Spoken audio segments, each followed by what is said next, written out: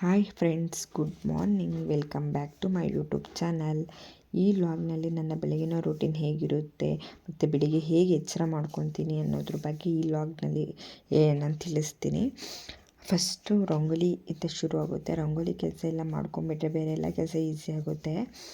Rangoli ಬಿಡೋದ್ರಿಂದ negative attract ಆಗೋಲ್ಲ. ದೇವರನ್ನು ನಂಬಿಲ್ಲ ಅಂದರೂ ಪರವಾಗಿಲ್ಲ, ಮನೆ ಮುಂದೆ ಕ್ಲೀನ್ ಮಾಡಿಲ್ಲ, ರಂಗೋಲಿ ಅರಿಶಿಣ ಕುಂಕುಮ ಇಟ್ಟಿಲ್ಲ ಅಂದಾಗ ನೋಡಿ ಹೇಗಿರುತ್ತೆ ಅಂತ. ಅರಿಶಿಣ ಕುಂಕುಮ ರಂಗೋಲಿ ಇಟ್ಟಿದಾಗ ನೋಡಿ ಮನಸ್ಸಿಗೆ ಎಷ್ಟು ನೆಮ್ಮದಿ ಸಿಗುತ್ತೆ. ಹಾಗೆ ಮನೆ ಮುಂದೆ ಹೇಗಿರುತ್ತೆ ಅಂತ ನೋಡಿ ನಿಮಗೆ ತಿಳಿಯುತ್ತೆ ಮೊದಲು ಹೇಗಿತ್ತು ಈಗ ಹೇಗಿದೆ ಅಂತ. ಮನೆ ಮುಂದೆ ಬೆಳಿಗ್ಗೆ ಇದ್ದು ಬಾಗಿಲೆಲ್ಲ ತೊಳೆದು ಅರಿಶಿಣ ಕುಂಕುಮ ರಂಗೋಲಿ ಇಟ್ಟಿರ್ತಾರೋ ಅಂಥವ್ರ ಮನೆಗೆ ದೇವರು ಬರುತ್ತೆ ಅಂತ.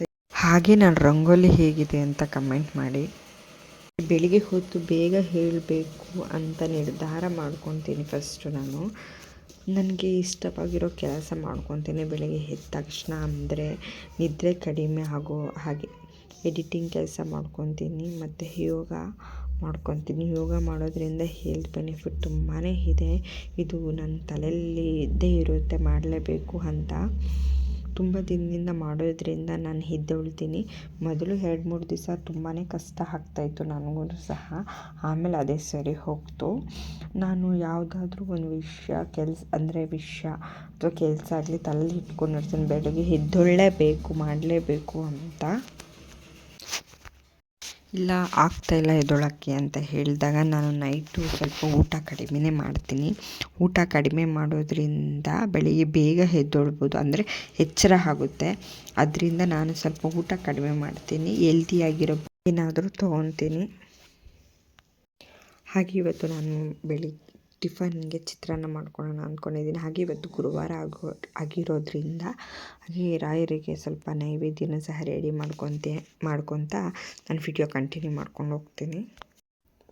ಇದು ಕಷ್ಟ ಆಗುತ್ತೆ ಊಟ ಬಿಡೋದ್ರಿಂದ ಅಂತ ಏನಾದರೂ ನನ್ನ ತಲೆಯಲ್ಲಿ ಏನಾದರೂ ಬಂದರೆ ಹಾಗೆ ಅಲಾರಾಮ್ ಇಟ್ಕೊತೀನಿ.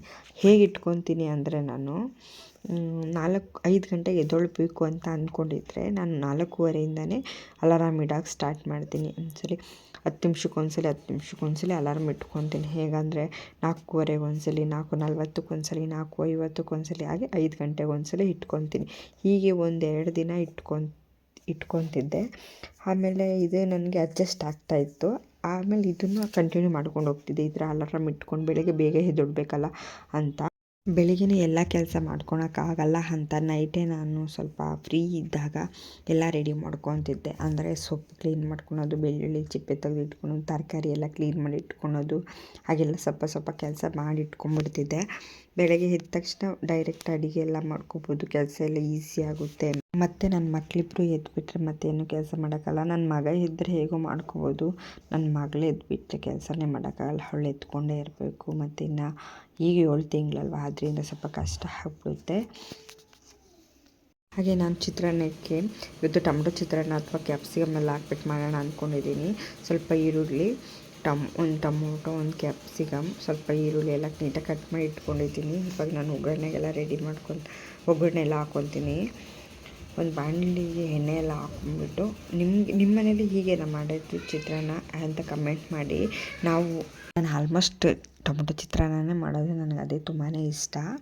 ಒಂದು ಬಾಣಲಿಗೆ ಎಣ್ಣೆ ಹಾಕ್ಕೊಂಡು ಕಡಲೆ ಬೀಜ ಎಲ್ಲ ಹುರಿದಿಟ್ಕೊತೀನಿ. ಹಾಗೆ ಅದೇ ಬಾಣಲಿಗೆ ಕಡಲೆಬೇಳೆ, ಉದ್ದಿನಬೇಳೆ, ಜೀರಿಗೆ, ಸಾಸಿವೆ ಎಲ್ಲ ಹಾಕ್ಕೊಂಡು ಮಿಕ್ಸ್ ಮಾಡ್ಕೊತೀನಿ. ಮಾಮೂಲಿ ಎಲ್ಲ ಚಿತ್ರಾನ್ನ ಹೇಗೆ ಮಾಡ್ತೀವಿ ಇದು ಸಹ ಹಾಗೆಯೇ ಮಾಡ್ಕೊಂಡು ಹೋಗೋದಷ್ಟೇ. ಬೆಳಿಗ್ಗೆ 5 ಗಂಟೆ 5:15 ಅಷ್ಟೊತ್ತಿಗೆಲ್ಲ ಎದ್ಬಿಟ್ರೆ 10 ಗಂಟೆ 10:30 ಅಷ್ಟೊತ್ತಿಗೆ ಎಲ್ಲ ಕೆಲಸ ಮುಗಿಸ್ಕೋಬೋದು. ಆಮೇಲೆ ಡೇ ಪೂರ್ತಿನೂ ಆರಾಮ ಇರ್ಬೋದು ಮಕ್ಕಳನ್ನ ನೋಡಿಕೊಂಡು. ಮಕ್ಕಳಿಗೆ ಎದ್ದೇಳೋದೇ ಲೇಟ್ ಆಗಿಬಿಟ್ರೆ ಈಗ ಎಲ್ಲ ಕೆಲಸನೂ ಪೆಂಡಿಂಗ್ ಆಗಿಬಿಡುತ್ತೆ. ಮತ್ತು ಮಕ್ಕಳಿಗೆ ಸ್ನಾನ ಎಲ್ಲ ಮಾಡಿಸಿ ರೆಡಿ ಮಾಡೋಷ್ಟೊತ್ತಿಗೆ ಸಂಜೆನೇ ಆಗೋಗ್ಬಿಡುತ್ತೆ. ಮತ್ತು ಸಂಜೆ ಅಡುಗೆ ಕೆಲಸ ಅಂತ ಸ್ಟಾರ್ಟ್ ಮಾಡ್ಕೊಬೇಕಾಗುತ್ತೆ. ಈ ರೀತಿ ಬೇಗ ಇದೆಲ್ಲ ಮಾಡ್ಕೊಳ್ಳೋದ್ರಿಂದ ನಮಗೂ ಸ್ವಲ್ಪ ರೆಸ್ಟ್ ಸಿಗುತ್ತೆ ಅಂತ. ನಾನು ಡೆಲಿವರಿ ಆದಮೇಲೆ ಈ ಥರ ಈಗ ಸ್ಟಾರ್ಟ್ ಮಾಡಿದ್ದೀನಿ. ಆಲ್ರೆಡಿ ಒಂದು ವಾರದಿಂದ ಈ ರೀತಿ ಮಾಡೋದು ಸ್ಟಾರ್ಟ್ ಮಾಡಿದ್ದೀನಿ.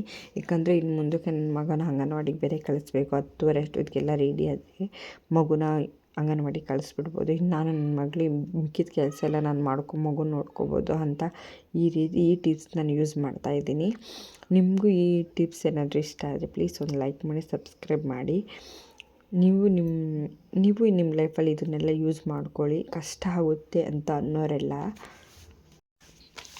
ಹಾಗೆ ಈರುಳ್ಳಿ, ಕ್ಯಾಪ್ಸಿಕಮ್ಮು ಎಲ್ಲ ಹಾಕ್ಕೊಂಡು ಚೆನ್ನಾಗಿ ಫ್ರೈ ಮಾಡಿ ಇಟ್ಕೊಂಡೆ. ಹಾಗೆ ಸ್ವಲ್ಪ ಉಪ್ಪು ಎಲ್ಲ ಹಾಕ್ಕೊಂಡು ಟೊಮೊಟೊನೂ ಸಹ ಹಾಕಿದ್ದೀನಿ. ಉಪ್ಪು ಎಲ್ಲ ಹಾಕಿದ್ರೆ ಬೇಗ ಟೊಮೊಟೊ ಎಲ್ಲ ಚೆನ್ನಾಗಿ ಬೇಯುತ್ತೆ ಅಂತ ಫಸ್ಟೇ ಹಾಕಿದ್ದೀನಿ. ಹಾಗೆ ಈಗ ಸ್ವಲ್ಪ ಅರಿಶಿನ ಎಲ್ಲ ಹಾಕ್ಕೊಂಡು ನೀಟಾಗಿ ಮಿಕ್ಸ್ ಮಾಡಿಕೊಂಡು, ಸ್ವಲ್ಪ ಕೊತ್ತಂಬರಿ ಸೊಪ್ಪು ಕಟ್ ಮಾಡಿ ಇಟ್ಕೊಂಡಿರೋದಿದೆ ಅದನ್ನು ಹಾಕ್ಕೊಂಡು ನೀಟಾಗಿ ಮಿಕ್ಸ್ ಮಾಡ್ಕೊತೀನಿ. ಇಷ್ಟೇ ಟೊಮೊಟೊ ಕ್ಯಾಪ್ಸಿಕಮ್ ಚಿತ್ರಾನ್ನ ರೆಡಿಯಾಗಿದೆ. ಈಗ ಅದೇ ಬಾಣಲಿಗೆ ಸ್ವಲ್ಪ ಅನ್ನ ಎಲ್ಲ ಹಾಕ್ಬಿಟ್ಟು ಮಿಕ್ಸ್ ಮಾಡಿ ಇಟ್ಕೊತೀನಿ. ಹಾಗೆ ದೇವ್ರ ನೈವೇದ್ಯಕ್ಕೆ ಅಂತ ಹೇಳ್ತಿದ್ನಲ್ಲ, ಅವಲಕ್ಕಿ ಪಾಯಸ ಮಾಡ್ಕೊತೀನಿ. ಅಂದರೆ ಗಟ್ಟಿಗೆ ದೇವ್ರಿಗೆ ಚೆನ್ನಾಗಿರುತ್ತೆ ನೈವೇದ್ಯಕ್ಕೆ, ಮಕ್ಕಳು ಇಷ್ಟಪಟ್ಟು ತಿಂತಾರೆ ಅಂತ ನಾನು ಇದೇ ಮಾಡ್ತೀನಿ. ಒಂದೇ ಥರ ಅಂತ ಏನಿಲ್ಲ, ಎಲ್ಲ ರೀತಿಯ ನೈವೇದ್ಯಗಳು ಮಾಡಿ ಇಡ್ತೀವಿ. ಒಂದು ಬಟ್ಲಿಗೆ ಸ್ವಲ್ಪ ತುಪ್ಪ ಹಾಕ್ಕೊಂಡು ದ್ರಾಕ್ಷಿ ಗೋಡಂಬಿ ಎಲ್ಲ ಹುರಿದಿಟ್ಕೊಂಡಿದ್ದೀನಿ. ಅದೇ ಬಟ್ಲಿಗೆ 1 ಕಪ್ ಅವಲಕ್ಕಿ ಹಾಕಿ ಹುರ್ಕೊಂಡು ಅದೇ ಬಟ್ಲಿಗೆ 2 ಲೋಟ ಹಾಲು ಹಾಕ್ಕೊತೀನಿ. ಚೆನ್ನಾಗಿ ಕುದ್ಮೇಲೆ ಅದು ಸ್ವಲ್ಪ ಬೆಂದಿದೆ ಅನ್ನುವಾಗ ಸಕ್ಕರೆ ಹಾಕ್ಕೊತೀನಿ. ನಮ್ಗೆ ಎಷ್ಟು ಸ್ವೀಟ್ ಬೇಕೋ ಅಷ್ಟು ಸಕ್ಕರೆ ಹಾಕ್ಕೊಂಡು ಚೆನ್ನಾಗಿ ಮಿಕ್ಸ್ ಮಾಡ್ಕೊತೀನಿ. ಇದು ಈಸಿನೇ, ಪಾಯಸ ಮಾಡ್ಕೊತೀವಲ್ಲ ಅದೇ ರೀತಿಯೇ ಚೆನ್ನಾಗಿ ಮಿಕ್ಸ್ ಮಾಡಬೇಕು. ಹಾಗೆ ನಿಮ್ಮ ಹತ್ರ ಏನಾದರೂ ಕೇಸರಿ ಇದೆ ಸ್ವಲ್ಪ ಕೇಸರಿನ ಹಾಕ್ಕೊಳ್ಳಿ. ನಮ್ಮ ಮನೇಲಿ ಖಾಲಿಯಾಗಿದೆ, ಅದಕ್ಕೆ ಹಾಕಿಲ್ಲ. ನೀಟಾಗಿ ಮಿಕ್ಸ್ ಮಾಡಿಕೊಂಡ್ರೆ ಪಾಯಸ ರೆಡಿ ಆಗಿದೆ ನೋಡಿ. ನೈವೇದ್ಯಕ್ಕೆ ತೆಗೆದಿಟ್ಕೊತಾ ಇದ್ದೀನಿ. ಅಮ್ಮ ಪೂಜೆ ಮಾಡೋಕ್ಕೆಲ್ಲ ರೆಡಿ ಮಾಡಿ ಇಟ್ಕೊಂಡಿದ್ರು. ಅಮ್ಮ ನೈವೇದ್ಯಕ್ಕೆ ತೊಗೊಂಡೋಗಿ ಪೂಜೆ ಮಾಡ್ತಾಯಿದ್ದಾರೆ. ರಾಯರಿಗೆ ನಮ್ಮ ಮನೆ ದೊಡ್ಡದಿಲ್ಲ, ಚಿಕ್ಕದೇ ಇರೋದು. ನೆಕ್ಸ್ಟ್ ಮಂತ್ರಾಲಯ ಹೋದಾಗ ಸ್ವಲ್ಪ ಫೋಟೋನೂ ತರಬೇಕು ಅಂದ್ಕೊಂಡಿದ್ದೀನಿ. ಈ ಸದ್ಯಕ್ಕೆ ಇದರಲ್ಲೇ ಪೂಜೆ ಮಾಡ್ಕೊತೀವಿ. ಇಷ್ಟಿದ್ರೂ ಮನಸ್ಸಲ್ಲಿ ಭಕ್ತಿ ಇದ್ದರೆ ಸಾಕಲ್ಲ ಅಂತ ಅಂದ್ಕೊಂಡು ಇದರಲ್ಲೇ ಪೂಜೆ ಮಾಡ್ತಿದ್ದೀವಿ. ಯಾವುದನ್ನು ಬಿಸಾಕೋಕ್ಕೆ ಇಷ್ಟ ಆಗಲ್ಲ ಅಲ್ವಾ, ಬೇಡ ಅಂತ. ನಮ್ಗೆ ಒಳ್ಳೇದಾಗ್ತಿದೆ ಅಂದಮೇಲೆ ಅದನ್ನೇದೂ ನಮ್ಮ ದೂರ ಮಾಡ್ಕೋಬಾರ್ದು. ಟಿಫನ್ ಮಾಡ್ಕೊತ ಈ ವ್ಲಾಗ್ನ ಎಂಡ್ ಮಾಡ್ತಿದ್ದೀನಿ. ಪ್ಲೀಸ್ ಒಂದು ಲೈಕ್ ಮಾಡಿ, ಸಬ್ಸ್ಕ್ರೈಬ್ ಮಾಡಿ. ಬಾಯ್.